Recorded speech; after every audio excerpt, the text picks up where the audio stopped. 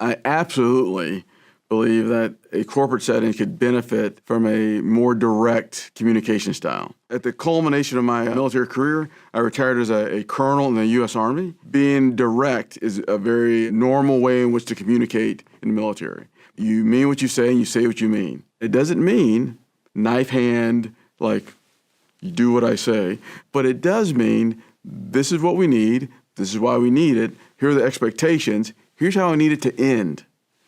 That framework is what I've used for 25 years, and we call it commander's intent. So the idea of commander's intent, it's something that comes from mission command. Mission command allows for centralized command but decentralized execution. And in that, what we all want as leaders, we want to be able to tell people what we want. They go off and do amazing things. What normally happens is we tell people what we want. They have no idea what was just said. They don't ask for clarification, and then we're upset 2 weeks later that what happened. At least in the military, every operation I've ever done, no matter whether it's doing physical training in the morning, going on a march, doing a convoy, doing an aviation flight brief, we provide some kind of intent. And all that is three things. You provide the why. Why are we doing this? What do we want? What is expected? And we use terms like key task. We don't mean a 20 list, a 20 bullet point priority list, 3 to 5 things. What do we want? What is expected? And then the key thing that is critical, that really makes sometimes corporate leaders uncomfortable, is providing how do I want it to end? What is the end state? Meaning, if this was a book, what's the next chapter? How do I want to be set after we're done with this? What that provides is a level of accountability to the leader. If a leader has to communicate, this is why we're doing this. Here are the key tasks that need to be completed in order for this operation not to fail. And here's how I want it to end. That should be enough for people to go out and be awesome. Sometimes leaders I've observed in corporate settings, they do provide what, but they get too granular in the what. If we're experts in anything, like I'm a pilot, I was a pilot in the Army. And so if one of my peers who was not a pilot tried to explain to me how to be a pilot, I might be a little upset about that. Just tell me what you want. Oh, you want me to move food to you. You want me to bring you water. You need me to transport you from point A to point B. Got it. I'll take care of the flying part. You just tell me what you want.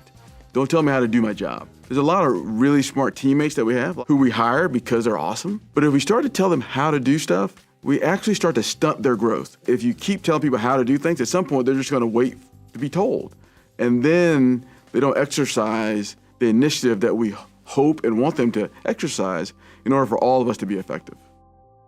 There's a place in Louisiana that used to be called Fort Polk. It's a training area. And so every month, about 10,000 soldiers go and train at this place. And I went there a lot when I was in the 82nd Airborne Division. This one time I was there, and the senior leader, the colonel in charge, I was one of the commanders, and we were having a commander meeting. He provided his intent. He gives a slide with like 10 sentences. And those 10 sentences guided an operation that we're going to move 6,000 to 8,000 people in a certain direction.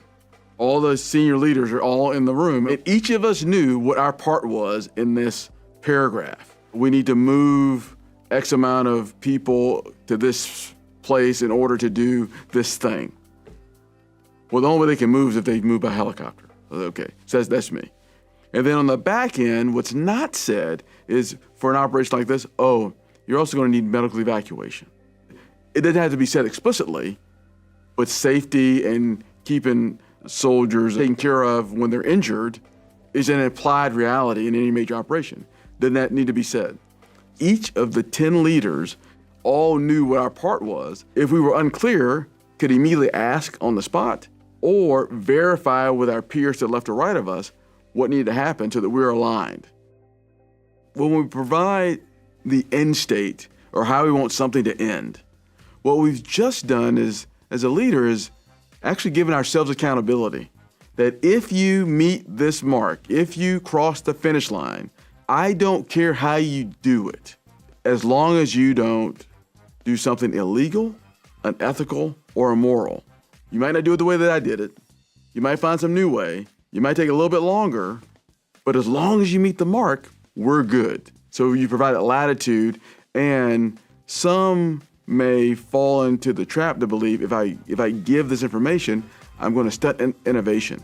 But by setting the expectation clearly, you've actually stoked innovation because that person has to figure out how to meet the bar in which you set.